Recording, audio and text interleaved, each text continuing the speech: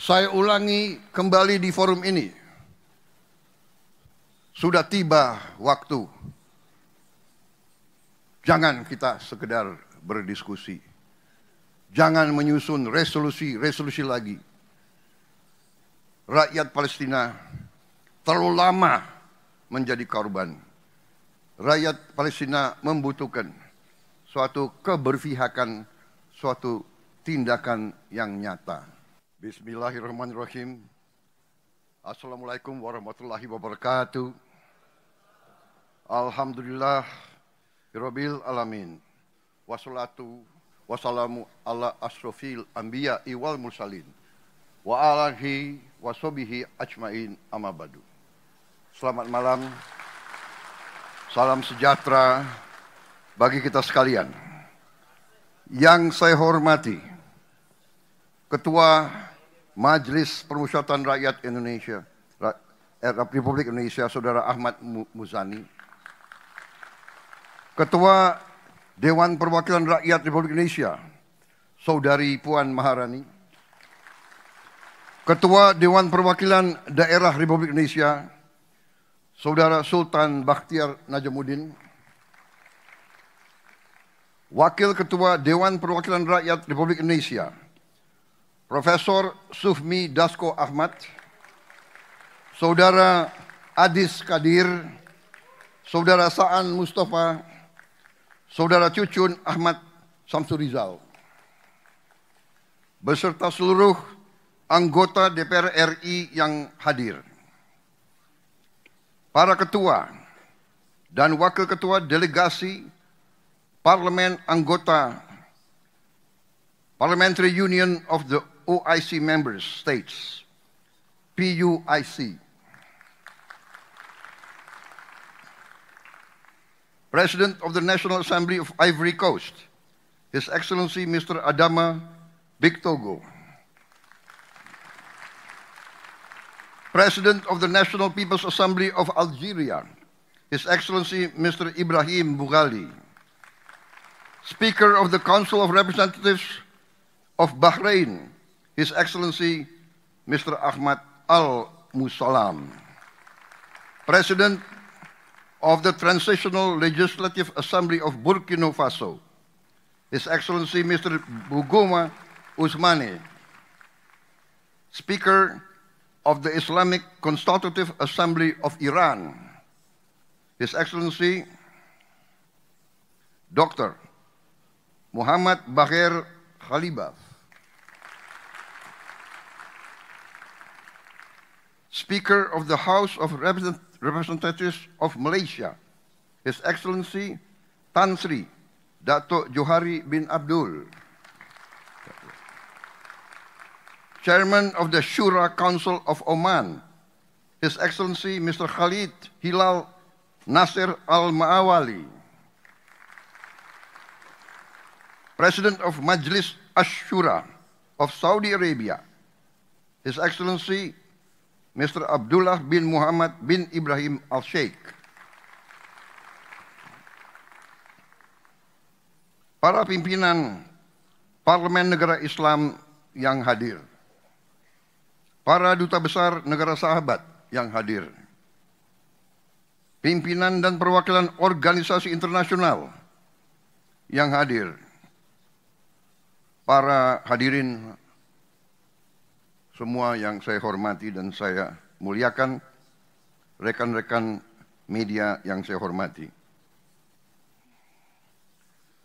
Pertama-tama, izinkan saya menyampaikan bahwa undangan ini, di mana saya diminta berbicara di hadapan majelis yang penting ini, adalah kehormatan besar bagi saya sebagai Presiden Republik Indonesia. Hari ini saya berbicara dengan wakil-wakil dari seperempat manusia yang ada di bumi ini.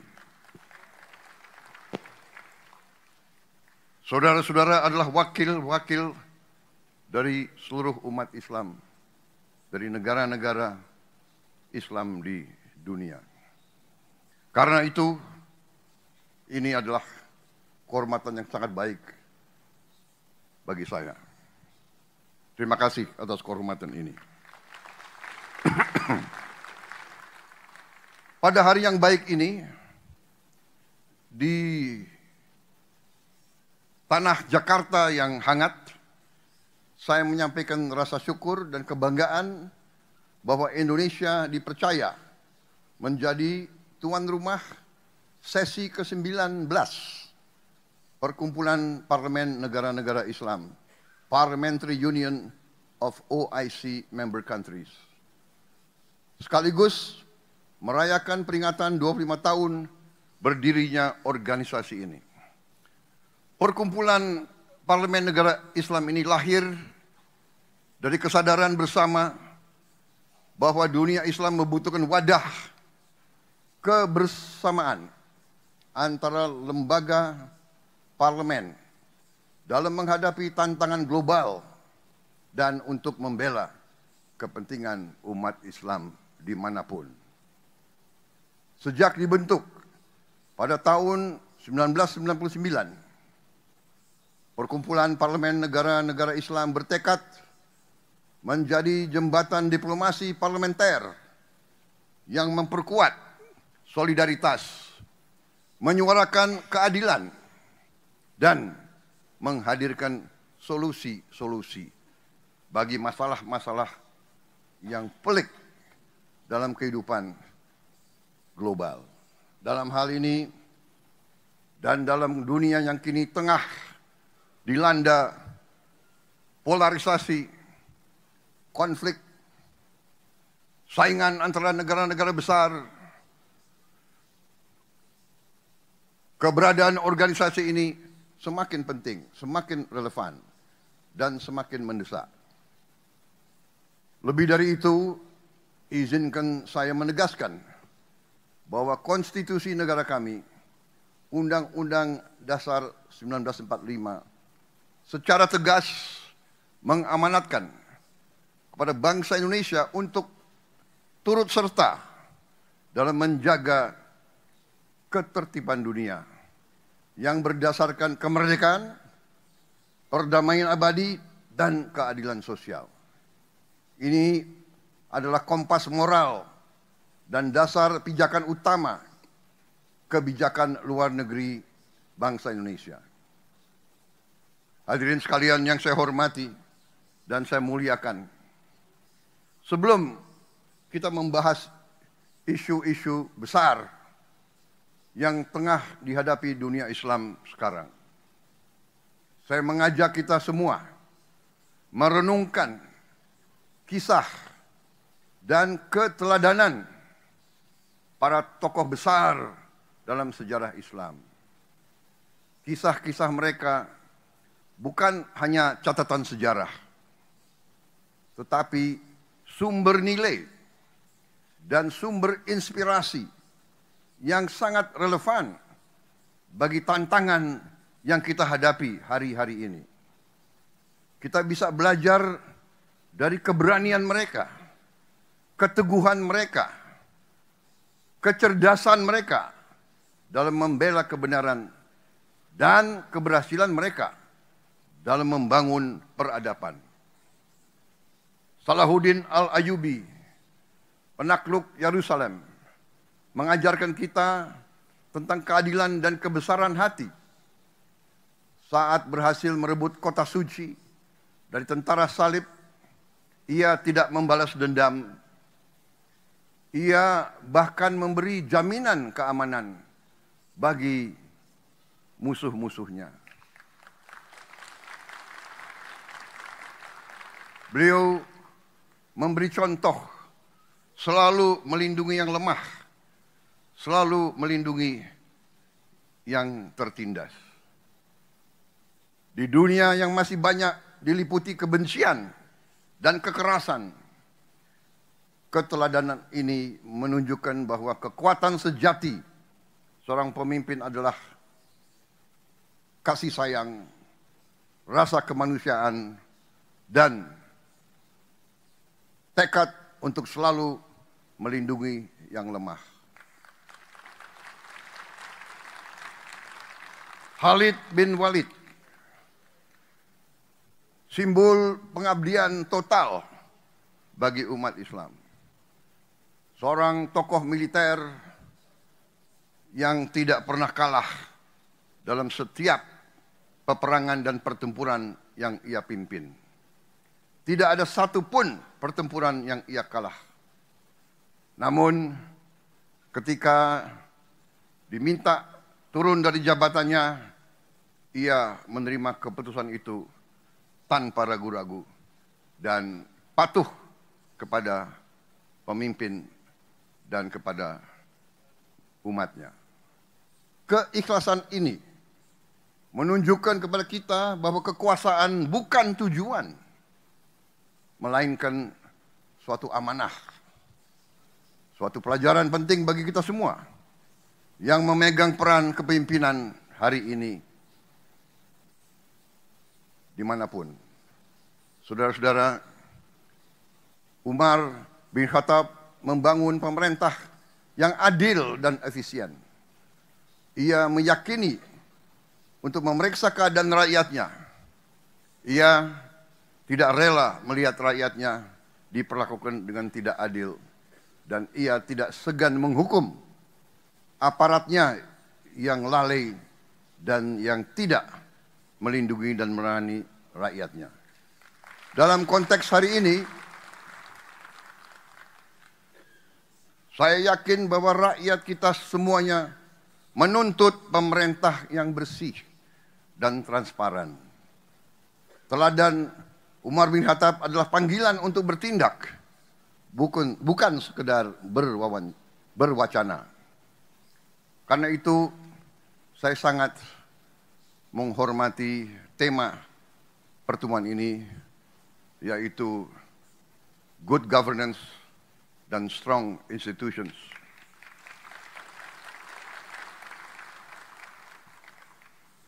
Tokoh lain dalam sejarah Islam yaitu Muhammad Al-Fatih, penakluk Konstantinopel di usia 21 tahun.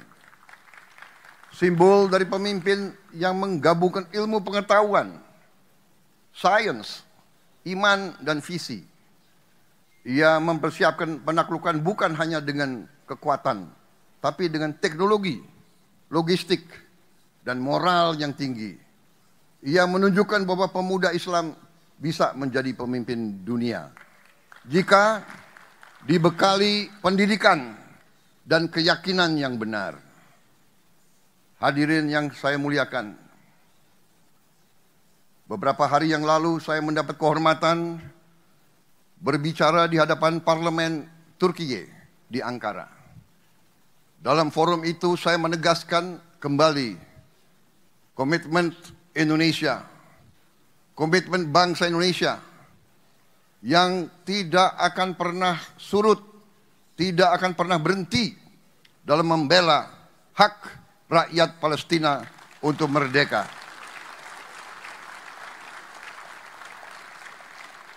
Saya ulangi kembali di forum ini, sudah tiba waktu. Jangan kita sekedar berdiskusi.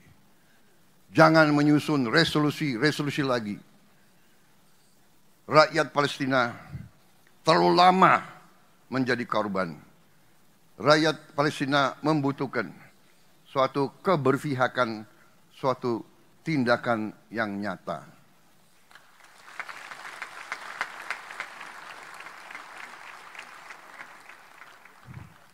Indonesia akan terus berdiri bersama Palestina. Perjuangan ini akan semakin kuat bila kita, dunia Islam, negara-negara Islam yang mewakili seperempat umat manusia, bisa bersatu. Marilah kita atasi perbedaan kita. Marilah kita atasi kecurigaan kita. Marilah kita atasi rivalitas di antara kita. Marilah kita lihat hal-hal yang penting, yaitu keselamatan umat Islam. Marilah kita melihat masa depan peradaban Islam. Islam pernah memimpin dunia dalam peradaban, dalam sains dan teknologi. Dan kita harus kembali untuk meraih sains dan teknologi supaya kita bisa mengangkat kesejahteraan rakyat kita. Tidak mungkin kita kuat kalau rakyat kita miskin. Tidak ada negara miskin yang kuat. Untuk itu kita harus keluar dari kemiskinan. Kita harus berjuang untuk mengangkat rakyat kita masing-masing dari kemiskinan. Dan untuk itu dibutuhkan pemerintah yang bersih. Hanya dengan pemerintah yang bersih kita bisa mencapai kemakmuran. Saudara-saudara sekalian, tantangan kita bukan hanya Palestina. Kita menghadapi tantangan di mana-mana, sebagaimana saya katakan. Tantangan ini merupakan sumber kelemahan, yaitu kemiskinan, kelaparan, korupsi, ketimpangan pendidikan, dan ketidakmampuan mengelola dan menjaga sumber daya kita masing-masing. Karena itu tema pertemuan perkumpulan saudara-saudara tahun ini sangat benar dan sangat strategis. Good governance and strong institutions as pillars of resilience. Tanpa tata kelola yang baik, tanpa lembaga yang kuat, tanpa pemimpin-pemimpin yang jujur, pejabat-pejabat yang mengabdi kepada rakyatnya, negara tak akan pernah memiliki daya tahan, apalagi daya saing. Pemerintah Indonesia saat ini berkomitmen menjalankan beberapa agenda besar, mulai dari reformasi politik dan birokrasi, pembangunan sumber daya manusia, swasembada pangan dan energi, hingga penguasaan ilmu pengetahuan dan teknologi. Karena kami percaya solusi bagi masalah dunia dimulai dari bangsa kita sendiri. Apakah bangsa kita masing-masing berhasil mengatasi masalah internalnya sendiri? Saudara-saudara sekalian, kalau kita tidak bisa mengurus bangsa kita sendiri, bagaimana kita mau membantu umat yang sedang dalam kesusahan? Kalau kita lemah, tidak mungkin kita bisa bantu Palestina. Bahkan suara kita pun tidak akan didengar. Suara kita didengar kalau kita bersatu dan kita kuat. Siang ini, sebelum saya tiba di forum majelis terhormat ini, saya sempat berbincang dengan sahabat saya, Sultan Brunei Darussalam. Kami bersepakat bahwa dunia Islam bisa menjadi solusi bagi dunia. Kita bisa dan kita harus menghadirkan perdamaian dunia. Karena itu, saudara-saudara sekalian, ajaran Islam adalah ajaran perdamaian. Esensi ajaran Islam adalah cinta kasih. Inilah esensi agama kita dan inilah warisan yang harus kita hidupkan kembali di tengah dunia yang sedang kehilangan arah. Tetapi walaupun kita ingin perdamaian, kalau kita lemah, mungkin ada pihak-pihak yang tidak ingin perdamaian. Mungkin ada pihak-pihak yang melihat kalau kita lemah, kita bisa dijajah kembali, kita bisa disuruh-suruh sebagai bangsa pion, bangsa budak, bangsa kacung. Saudara-saudara sekalian, mari kita satukan langkah. Kita hidupkan kembali semangat-semangat tokoh besar kita. Kita buktikan bahwa Islam hadir sebagai rahmat bagi semesta alam. Saudara-saudara sekalian, marilah kita merapatkan barisan kita, atasi semua perbedaan kita, melangkah ke depan dalam persatuan. Terima kasih. Wassalamualaikum warahmatullahi wabarakatuh. Salam sejahtera bagi kita sekalian. Salam salve om, santi santi om, nama budaya. Salam kebajikan, rahayu rahayu. Terima kasih.